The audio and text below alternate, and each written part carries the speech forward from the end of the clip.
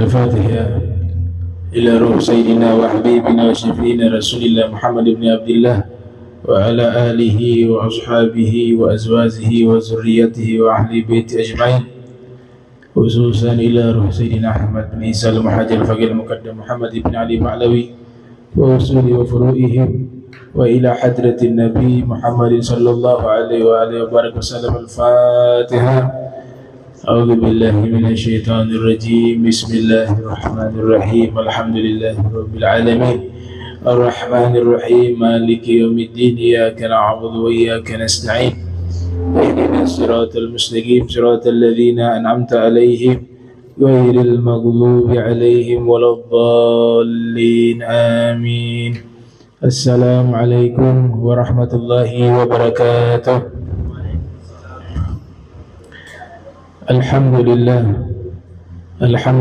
ala fadlihi wa ihsanih, ja'ala fi qisasil awwalin ibratan li ulil absar. Asyhadu an la ilaha illallah wahdahu la syarika lah, al-wahidul qahhar, wa asyhadu anna sayyidana Muhammadan abduhu wa rasuluh al-mustafa al-mukhtar.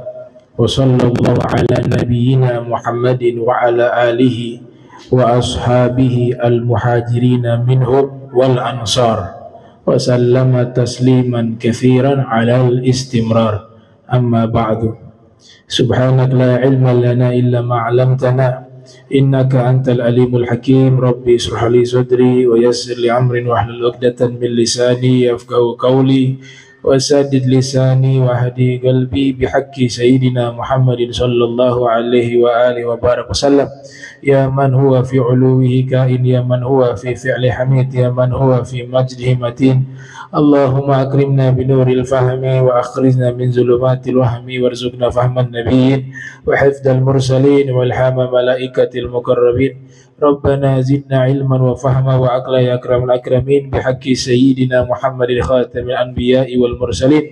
Ya Rahman ya Rahim. Wa sallallahu ala sayyidina Muhammadin wa ala alihi wa sahbihi wa barak wa sallam. Walhamdulillahi rabbil alamin. Alhamdulillah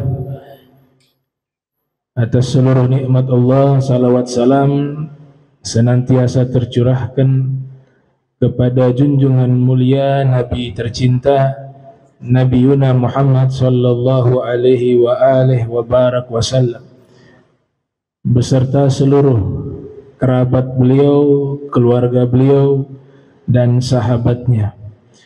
Yang saya muliakan seluruh jamaah Masjid Imam Bonjol yang dirahmati Allah Ta'ala, wabil khusus kepada seluruh imam, muadzin dan pengurus dari Masjid Imam Bonjol. Kita masih melanjutkan pembahasan kisah Nabi Musa alaihissalam, yang dimana dilanjutkan pembahasannya ini di surat Ghafir. Ya, ada surat namanya surat Ghafir. Surat Ghafir ini masuk kepada surat Makkiyah, masuk kepada surat Makkiyah, artinya sebelum Nabi hijrah atau Nabi berada di Makkah Al-Mukarramah, disebut dengan Makkiyah. Surat ini diawali dengan al-huruf al-muqatta'ah, ha, mim, ha hirif dan mim. Itu pembuka dari surat Ghafir. Sahabat bernama Ibnu Mas'ud menyatakan surat Ghafir ini sebagai dibajul Quran, sutranya Al-Quran. Berarti maksud beliau surat Ghafir ini adalah surat yang istimewa, surat yang mahal, ya, layaknya sutra. Disebut sebagai dibajul Quran, sutranya Al-Quran. Wa kadzalika sahabat mulia bernama Sayyiduna Abdullah ibni Abbas. Beliau juga mengatakan dikutip oleh Al-Hafiz Ibnu Katsir yang lahir tahun 700 Hijriah, wafat 774 Hijriah. Di dalam tafsirnya beliau berkata, yaitu Ibnu Abbas, inna likulli syai'in lubba, sesungguhnya segala sesuatu punya intisari. Inna likulli syai'in lubba, wa lubbal Quran surah Ghafir, surah Ghafir, dan intisari daripada Al-Quran adalah surat Ghafir. Inna likulli syai'in lubba, ya, wa lubbal Quran surat Ghafir. Nah, itu pendapat beberapa sahabat terkait keistimewaan surat Ghafir. Nah, surat Ghafir ini hanya terdiri dari beberapa ayat, ya, sekitar 85 ayat, ya, surat Ghafir ini 85 ayat. Dia Makkiyah, nah, dan menjelaskan juga kisah Nabi Musa di dalamnya. Ya, ada potongan kisah Nabi Musa juga dijelaskan di surat Ghafir. Terutama seorang yang mukmin yang kita bahas pertemuan lalu. Di sini Allah Subhanahu wa taala berfirman di surat Ghafir mulai dari ayat 28, wa qala alladzi amana ya qaumi ittabi'uni ahdikum sabilar rasyad. Orang yang beriman tersebut, dia berkata kepada kaumnya, ya qaumi, wahai kaumku. Ini masih ingat ya, orang beriman yang dimaksud yang berada di tengah-tengah Firaun dan kaumnya. Nah, di sini diabadikan di surat Ghafir ayat 28. Wa qala alladzi amana. Ada pernyataan lewat wahyu yang dimana Allah Subhanahu wa taala berfirman, wa qala alladzi amana. Orang tersebut sudah dinyatakan orang yang beriman. Ini yang penting. Berarti beliau ini termasuk orang yang beriman, masuk ke dalam kaumnya Nabi Musa, seorang mukmin.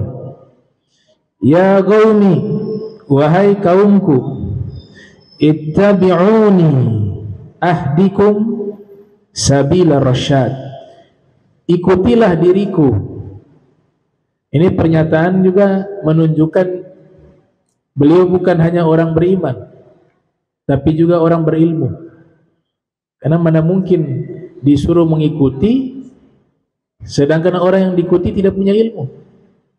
Berarti ini seorang mukmin dan alim, orang yang berilmu. Dia mengatakan, ikutilah aku, ahdikum sabila rasyad, niscaya aku berikan petunjuk kepada kalian ke jalan ar-rasyad, jalan kebaikan, jalan kebenaran, jalan petunjuk. Kita ini harus punya jiwa seperti jiwa rajulun mukmin ini, senang mengajak orang kepada kebaikan. Jadi ad-da'i itu satu amalan yang sangat mulia, ya, ngajak manusia kepada kebaikan. Sayyidina Ali bin Abi Thalib pernah Nabi katakan kepada beliau, ini hadis riwayat Imam Muslim di dalam sahihnya, yang lahir tahun 204 Hijriah, wafat 261 Hijriah. Jadi Nabi katakan begini ketika mau mengutus Imam Ali ke Khaybar. Ada satu peperangan namanya Ghazwatul Khaybar, tahun 7 Hijriah. Tahun 7 Hijriah. Ya Ali, li'an yahdiyallahu bika rajulan wahidan khairun laka min humurin na'am. Wahai Imam Ali, Allah Ta'ala memberikan petunjuk kepada seseorang dengan sebabmu, perantaramu, maka itu lebih baik bagimu daripada unta merah. Unta merah ini dijabarkan oleh Imam Nawawi di dalam kitab Syarah Muslim Al-Minhaj. Kendaraan yang paling mewah di zaman Rasul, kendaraan yang paling mewah di zaman Rasul itu unta merah. Kau berikan satu petunjuk kepada seseorang, maka itu lebih baik daripada kendaraan yang paling mewah. Ini motivasi yang disebut at-targhib, anjuran untuk melakukan kebaikan, tapi diberikan iming-iming, hadiah. Karena memang fitrah manusia itu suka yang namanya hadiah, dan itu tidak dilarang. Kita disuruh beramal, Allah sendiri nyatakan hadiahnya surga. Selama niatnya masih di sekitar itu, masih bisa. Kenapa kau beramal sholat pengen masuk surga? Masih bisa. Kenapa kau sholat takut masuk neraka? Kenapa kau beramal dakwah dapat pahalanya begini, begitu dan seterusnya? Itu tidak ada masalah. Tapi memang levelnya masih level rendah, karena masih melakukan sesuatu, masih mengharap balasan. Ya. Tapi hadis ini sudah menjelaskan begitu besarnya pahala dakwah. Belum lagi yang sudah diajak dalam kebaikan, kita sudah dapat yang namanya unta merah. Dapat bonus lagi, orang yang kita ajak kebaikan itu melakukan kebaikan karena sebab kita. Selama dia melakukan kebaikan itu, pahalanya mengalir kepada kita. Ini lebih dahsyat lagi, ya. Itu yang dikatakan dalam hadis Rasul, man dalla 'alal khair ka fa'ilihi. Orang yang menunjukkan kebaikan seperti orang yang melakukan kebaikan. Jadi harus tuh punya jiwa ngajak orang kebaikan. Apalagi zaman sekarang sudah dipermudah dengan adanya media sosial, ya. Tinggal di-share, disampaikan hal-hal yang baik, maka itu insya Allah dicatat sebagai suatu kebaikan. Jadi ini orang yang berilmu nih. Ya qaumi ittabi'uni ahdikum sabila rasyad. Setelah itu beliau jelaskan lagi, ya qaumi innama hadhil ya qaumi innama hadhil hayatud dunya mata' wa innal akhirata hiya darul qarar. Wahai kaumku, sesungguhnya kehidupan di dunia ini hanya perhiasan, dan sesungguhnya akhirat itulah tempat yang kekal dan abadi. Ya, berarti dia berikan apa? Nasihat. Rasul katakan dunia dan isi dunia ini harganya sebelah sayap nyamuk. Ya. Jadi lucu sekali kalau ada orang sukses dari dunia, dia sombong. Ya, dia sombongkan hakikatnya sayap nyamuk. Sudah sayap nyamuk sebelah lagi. Ya. Janahal ba'ud dikatakan. Janahal ba'ud. Jangan sampai kita umat Islam ini punya pemikiran dirubah oleh pikiran-pikiran barat. Ada yang namanya hedonisme, madhabul mut'ah. Mereka punya pemikiran ketika hidup di dunia, ya puncak dari segala sesuatu meraih kebahagiaan di dunia, meraih kesenangan di dunia. Sebatas itu saja, maka sudah masuk ke pemikiran barat yang menyimpang, bertentangan dengan pemikiran agama kita. Agama kita mengajarkan konsep kebahagiaan harus diraih di dua tempat, bukan hanya di dunia tapi di akhirat. Kalau mau memilih-milih, orang berakal memilih akhirat. Kenapa? Kebahagiaan di dunia sesaat, sedangkan di akhirat abadi. Makanya saya tidak sependapat, ya, yang mengatakan bahwa kita harus seimbangkan antara dunia dan akhirat. Gak bisa. Wah, Allah sendiri mengatakan wal akhiratu khairun. Allah yang mengatakan akhirat itu lebih baik dari dunia. Ya, kita katakan harus sama. Mau percaya kata orang atau firman Allah? Nah, ini memang orang yang ingin menyamakan harga akhirat dengan dunia, sebenarnya dia ini orang pencinta dunia. Cuma dia hanya ngeles saja, ngeles itu alasan untuk membenarkan caranya dia itu benar. Kita harus menyeimbangkan dunia dan akhirat. Sudah begitu pakai riwayat palsu. Ini bukan hadis Nabi. I'mal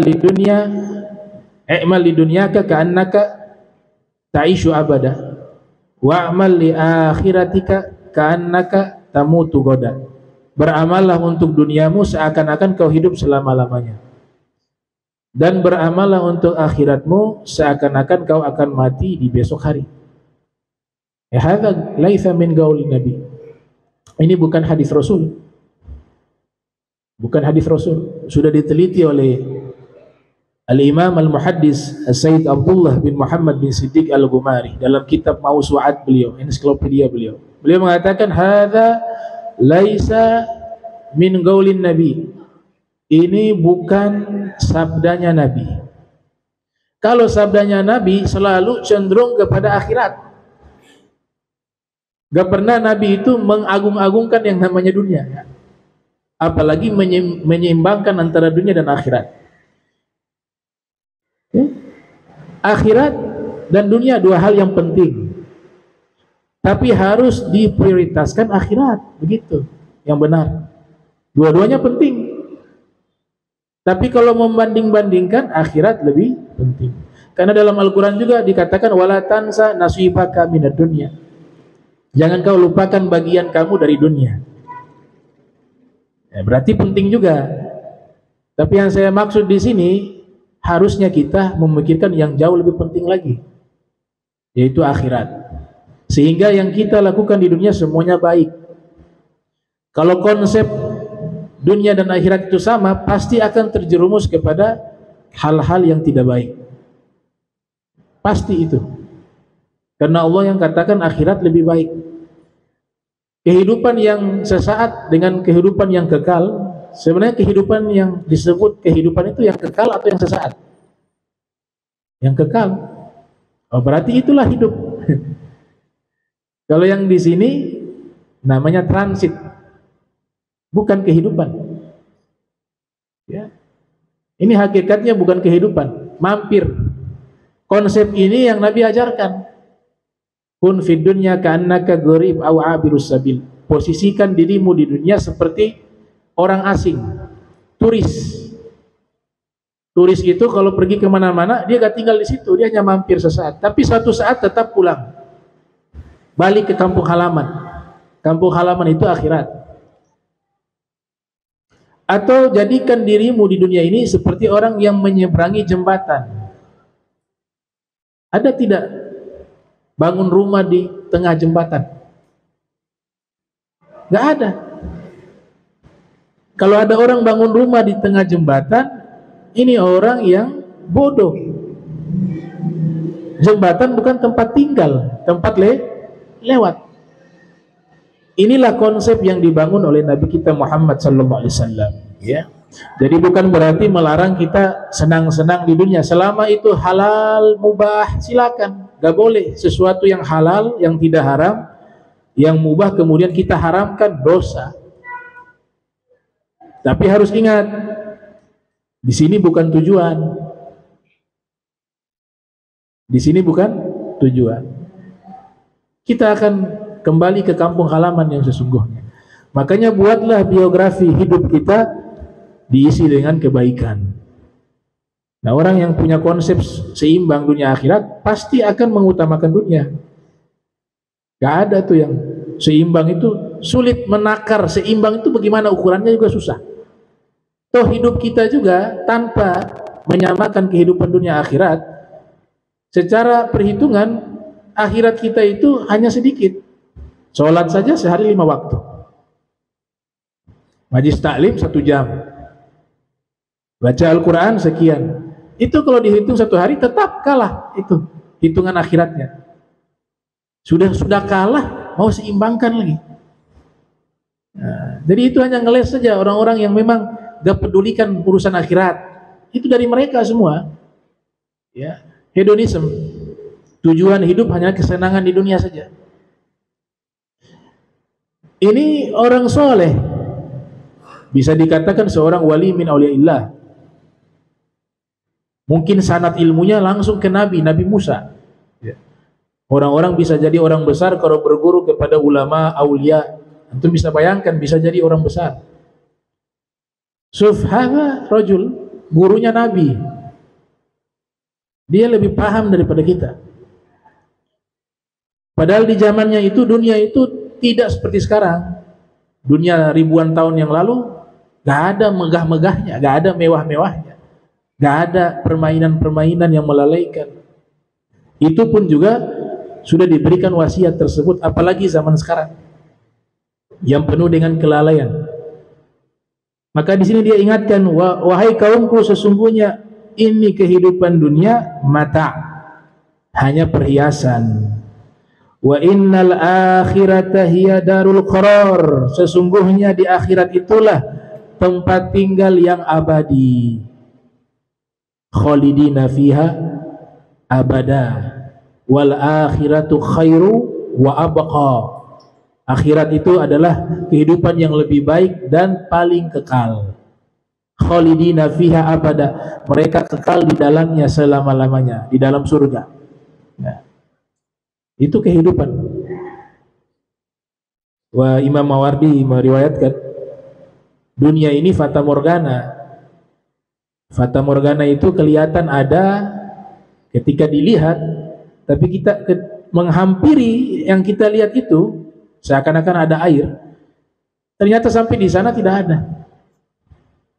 Ad-dunya kas-sarab, dunia bagaikan fata morgana. Gharra man ra'ahu wa khaba man rajahu, menipu bagi orang yang melihatnya. Yang lihat tertipu, oh ada air di sana. Padahal itu adalah sinar matahari panas, seakan-akan ada gambaran air di mata kita. Kita mendekati, ternyata tidak ada. Gharra man ra'ahu wa khaba man rajahu, dan sia-sia orang yang berharap kepadanya.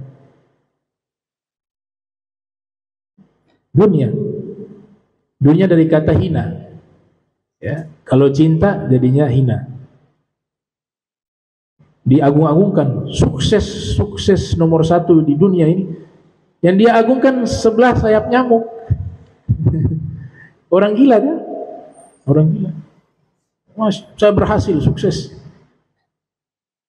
Ini maksud saya sukses, tapi dia menyampingkan akhirat, dia melupakan akhirat. Dia melupakan kebaikan-kebaikan, amal-amal soleh, semua dikesampingkan. Tujuannya adalah kesuksesan dunia saja. Sekalipun dia manusia paling sukses di dunia ini, nomor 1 dia. Yang dia sukseskan itu hanya meraih sebelah sayap nyamuk, kata Nabi. Sebelah sayap nyamuk. Coba tuh bayangkan tuh, orang gila itu. Saya berhasil. Berhasil apa kau dapat? Sebelah sayap nyamuk. Sebelah sayap nyamuk. Lau kanatid dunya ta'dilu 'inda Allah janaha ba'uda ma saqa kafiran minha syurbatal ma'. Itu hadisnya tuh. Lau kanatid dunya ta'dilu 'inda Allah janaha ba'udah. Seandainya dunia itu di sisi Allah harganya sama dengan sebelah sayap nyamuk.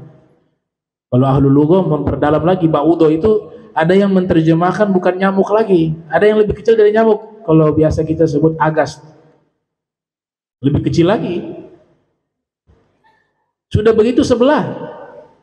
Janaha maknanya mufrad, satu sayap. Sedangkan memiliki 2 sayap. Nyamuk agas memiliki 2 sayap. Tuh, nyamuk sudah lewat.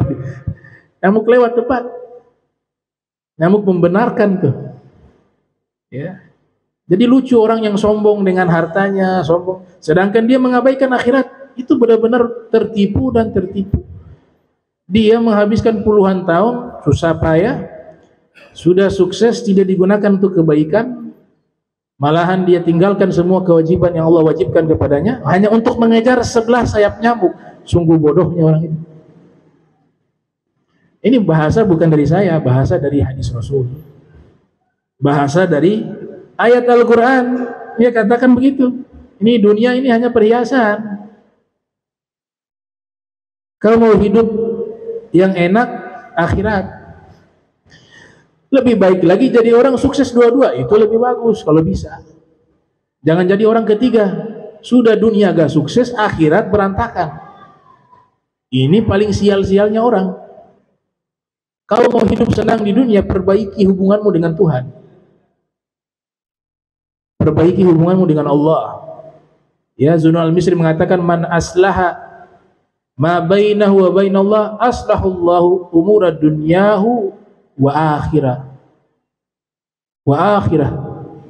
Siapa yang memperbaiki hubungannya dengan Allah dengan sebenar-benarnya, maka Allah sendiri yang turun tangan. Allah yang urus, dia punya urusan dunia dan akhirat. Allah akan perbaiki semuanya. Gitu. Jadi perbaiki hubungan dengan Allah Subhanahu wa taala. Jangan jadi orang tertipu. Ya, tertipu. Man 'amila sayyi'atan fala yuzza illa mithlaha. Jadi di sini saya simpulkan ada 3, yes. Yang pertama tadi, nanti kita simpulkan semua ada berapa nasihat nih. Ini luar biasa nasihat beliau nih. Dan saya belum temukan namanya siapa. Tidak disebutkan di dalam Al-Quran muridnya Nabi Musa ini siapa namanya. Dan nasihat pertama tadi, ia mengatakan, ikutilah aku. Aku akan berikan petunjuk kepada kalian ke jalan yang lurus. Itu yang pertama. Nasihat kedua, sesungguhnya kehidupan dunia ini hanya perhiasan, dan sesungguhnya akhirat itulah tempat abadi. Nasihat ketiga dilanjutkan oleh beliau, man 'amila sayyi'atan fala yuzza illa mithlaha wa man 'amila salihan min dzakarin aw untha wa huwa mu'min fa ulaika yadkhuluna al-jannata yurzaquna fiha bighairi hisab. Nah, ini yang ketiga nih. Yang ketiga kata beliau, siapa yang beramal buruk, melakukan perbuatan jahat, menipu orang, menganiaya orang, menzolimi orang, pokoknya perbuatan buruk semuanya. Ada nakiro semua yang buruk dibalas sama Allah. Di sini dikatakan siapa yang melakukan suatu keburukan, maka tidaklah dibalas terkecuali yang semisalnya. Maksudnya dibalas oleh Allah di sini. Dan siapa yang melakukan amal soleh, baik dia laki-laki ataupun perempuan, sedangkan dia mukmin, maka mereka itulah orang-orang yang akan masuk ke dalam surga, diberikan rizki di dalamnya tanpa hisab, tanpa perhitungan. Nah, nasihat ketiga ini, kita kalau menanam kebaikan, kita akan memanen kebaikan. Sekecil apapun itu. Bahasa Al-Quran menyebutkan mithqal dzarrah. Mithqal dzarrah. Seberat biji zarah. Biji zarah ini kalau kamus kontemporer, para ahlu lugah menjelaskan itu adalah atom. Atom itu saking kecilnya gak bisa dilihat oleh mata. Harus dibantu dengan alat teleskop. Sekecil itu Allah katakan dihitung. Baik itu amal baik ataupun buruk. Nah, orang yang bertobat dan memperbaiki dirinya, gak cukup tobat saja. Setelah tobat, ya, aslihu anfusahum, perbaikilah diri mereka, baru dosa itu dihapus. Tapi kalau selama tidak ada pengakuan di hadapan Allah atas perbuatan dosanya, yang kita istilahkan dengan taubat kepada Allah, maka dosa sekecil itu pun tercatat nanti. Tercatat. Tapi kalau kita taubat, dihapus sama Allah. Begitu pula perbuatan baik, seukuran biji zarah itu juga dihitung. Seukuran atom. Ada juga menafsirkan seukuran semut merah yang kecil. Namlatun sogirah. Ada yang menerjemahkan juga atau menafsirkan kata zarrah di situ artinya adalah jagung. Ya. Jagung punya buah itu, punya satu butir jagung itu. dicincang-cincang paling halus itu namanya dzarrah. Walhasil maksudnya adalah sekecil apapun itu masuk dalam database-nya Allah, hitungannya Allah, yang kecil yang besar masuk, baik amal soleh maupun amal toleh. Toleh itu lawan dari soleh. Nah kalau sudah begini kita yakini pasti melakukan sesuatu yang buruk akan terhalang. Ya, sampai ada beberapa guru kami itu kalau ngutang 200 rupiah itu gak bisa tidur. 200 rupiah fotokopi kurang 200 rupiah, satu malam itu gak bisa tidur, besok pagi dia harus balik. Itu berarti sudah diberikan yang namanya apa? Khauf lillah, rasa takut kepada Allah subhanahu wa ta'ala. Itu satu amalan yang baik, amalan hati, kata Al-Ghazali ya, khauf. Nah orang berbuat baik juga begitu. Itu Imam Auza'i mengatakan di dalam surat Al-Kahfi ketika menafsirkan la yughadiru saghiratan wala kabiratan illa ahsaha. La yughadiru saghiratan wala kabiratan illa ahsaha.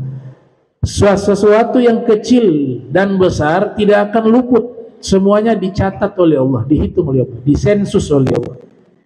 Beliau menafsirkan yang paling kecil di situ adalah tabassum, senyum. Amalan senyum tertulis. Kabirah, tertawa.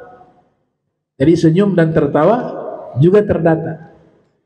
Itu saking rincinya amalan tersebut dicatat dalam Kitabul Amal, buku catatan amal. Nah siapa yang melakukan ini baik laki-laki atau perempuan, nah ini juga sama, laki-laki dan perempuan dalam masalah beramal pahalanya sama. Perempuan juga diberikan hak yang sama oleh Allah, pahala yang sama oleh Allah ketika melakukan amal soleh, min dzakar au unsa wa huwa mu'min, tapi dengan syarat beriman. Orang yang tidak beriman kepada Nabi kita Muhammad sallallahu alaihi wasallam, dia melakukan kebaikan, pahalanya gak dapat di akhirat. Tapi Allah dengan sifat adilnya tetap membalas. Balasannya hanya di dunia. Walaupun dia tidak beriman. Bahkan ulama mengatakan dalam keadaan terdesak, orang yang tidak beriman kalau menyebut nama Allah, Allah tolong.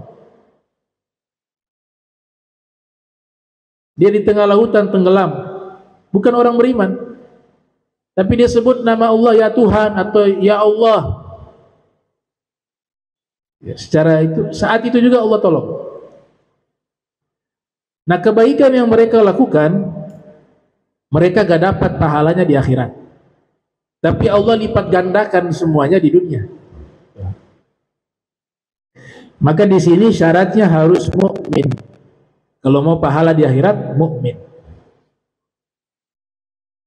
Faulaika yadkhulunal jannata, nah mereka itulah yang akan masuk ke dalam surga. Nah ini juga diperintahkan kita di sini beramal untuk masuk surga. Syaratnya masuk surga amal. Gak ada orang tanpa amal masuk surga. Walaupun amal itu bukanlah satu-satunya yang menyebabkan kita masuk surga, tapi amal inilah yang menjadi salah satu perantara menarik kasih sayangnya Allah. Kasih sayangnya Allah itulah yang memasukkan kita ke dalam surga. Inna rahmatallahi qaribun minal muhsinin, sesungguhnya rahmat Allah dekat kepada orang-orang yang berbuat baik. Jadi bagaimana mungkin mendapatkan rahmat Allah sedangkan dia tidak beramal? La yumkin. Profesor Dr. Said Muhammad bin Ali al-Maliki mengatakan al-jannatu laisal balas. Surga itu tidak gratis. Surga itu mahal. Maka belilah surgamu dengan amalmu, pikiranmu, tenagamu untuk bisa mendapatkan surga tersebut. yurzakuna fiha bighairi hisab. Di dalam surga juga diberikan rizki.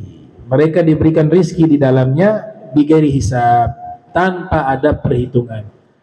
Begitu juga kalau mau dapat rizki di dunia tanpa perhitungan juga bisa. Yaitu orang yang totalitas dalam taqwa, gak tanggung-tanggung. Ini bahasa di surat At-Talaq. Wa may yattaqillah yaj'al lahu makhraja wa yarzuqhu min haitsu la yahtasib. Bahasa ini juga Allah ceritakan Sayyidah Maryam. Kullama dakhala 'alaiha Zakaria mihraba wajada indaha rizqa wa qala ya Maryam anna laki hadha? Qalat huwa min 'indillah innallaha yarzuqu may yasha'u bighairi hisab. Itu kan di dunia Allah berikan rizki kepada hambanya yang ia cintai tanpa perhitungan, bighairi hisab. Wa ya qaumi mali ad'ukum ilan najati wa tad'unani ilan nar. Nasihat berikutnya, ya, 1, 2, 3, 4. Yang keempat, dia mengatakan, wahai kaumku, sesungguhnya aku mengajak kepada kalian kepada keselamatan, dan kalian mengajak kepadaku ke dalam neraka, ilan nar. Ini nasihat keempat beliau. Bahasa firman yang lainnya menyebutkan yukhrizukum minaz zulumati ilan nur. Kata zulumat bentuknya banyak, plural, jamak. Artinya kejahatan itu pintu-pintunya sangat banyak. Jadi syaitan disebut juga, jangan kalian ikuti langkah-langkah syaitan. Bukan langkah syaitan tapi bentuknya jamak, langkah-langkah syaitan. Wala tattabi'u khutawati syaitan innahu lakum aduwwun mubin. Sebut kezaliman, kejahatan, kegelapan, dosa bentuknya jamak karena syaitan wa iblis wa nafsu wa dunia wa hawa, ini semua adalah musuh kita. Mereka ciptakan banyak pintu kejahatan. Kadang-kadang dalam bungkusan kebaikan ada kejahatan. Bangun pesantren, punya niat cari uang. Buat majlis taklim, punya niat untuk membangga-banggakan dirinya biar jadi orang yang besar, dihormati dan sana sini. Itu kan bungkusannya bungkusan baik. Tapi di situ setan dengan strateginya akhirnya orang terjerumus dalam dosa. Padahal amalan baik. Sholat juga amalan baik. Tapi niat pamer jadi dosa, riya. Dakwah amalan baik. Niatnya bukan karena Allah, dosa. Makanya langkahnya itu banyak. Khatawat. Zulumat. Min zulumat asyirk, dari kegelapan kesyirikan yang pertama. Min zulumat al-kufur, dari kegelapan kekufuran. Min zulumat al-ma'asiyah, dari kegelapan maksiat. Min zulumatil jahl, dari kegelapan kebodohan. Min zulumati zulm, dari kegelapan kezuliman. Ilan nur, nurnya satu. Karena sumber kebaikan itu hanya satu, dari Allah lewat lisan Rasul. Allah dan Rasul dianggap satu, an-nur. Allahu nurus samawati wal ard. Allah adalah pemberi cahaya di langit dan bumi. Nabi Muhammad juga disebutkan nur. Qad ja'akum minallahi nur wa kitabun mubin. Telah datang kepada kalian cahaya, Nabi Muhammad, wa kitabun mubin, dan Al-Qur'an. Berarti nur di sini adalah Allah dan Nabi Muhammad. Kebaikan semuanya hanya lewat ini. Kalau keluar dari ini tidak dinamakan kebaikan. Beda dengan kegelapan-kegelapan dari iblis. Yang dibuat oleh iblis pasti kejahatan. Yang dibuat oleh nafsu pasti kejahatan. Yang dibuat oleh dunia melalaikan kita kepada Allah juga kejahatan. Karena dia banyak ini musuh, makanya pakainya zulumat. Kebaikannya satu, an-nur, Allah wa Rasul.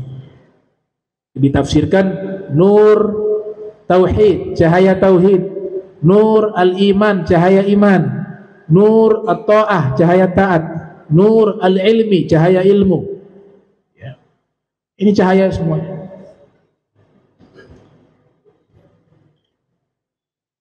Tad'unani liakfura ya. Tad'unani liakfura billah wa usyrika bihi ma laysa li bihi ilmun wa ana ad'ukum ilal azizil ghaffar. Kalian mengajak kepadaku untuk aku kufur kepada Allah dan menyekutukannya, sedangkan tidak ada untukku satu ilmu. Wa ana ad'ukum ilal azizil ghaffar, dan saya mengajak kalian kepada Allah yang maha perkasa lagi maha pengampun. La jarama annama tad'unani ilaihi laisa lahu da'watun fid dunya wala fil akhirah. Tentu saja bahwasanya kalian mengajakku kepadanya bukan daripada suatu ajakan terhadap dunia dan juga bukan kepada akhirat. Sesungguhnya tempat yang dikembalikan kami kepada Allah. Wa annal musrifin hum ashabun nar, dan sesungguhnya orang-orang yang melampaui batas mereka itulah sebagai penghuni, mereka itulah adalah ashabun nar, penghuni neraka. Ya. Insyaallah kita lanjutkan di pertemuan berikutnya. Allahumma jam'ana hadza jam'an marhuma wa tafarraqna min ba'di tafarruqan ma'suma wa la tajal minna wa la minna shakila mahruma. Allah nafi qulubana anita lukin man dunak waj'alna min qaumi tuhibbuhum yuhibbuna. Subhanaka bihamdika asyhadu an la ilaha illa anta astaghfiruka wa atubu ilaik. Wa sallallahu alaihi wasallam Muhammadin wa ala alihi wa sahbihi wa sallam. Wa la minkum wassalamu alaikum warahmatullahi wabarakatuh.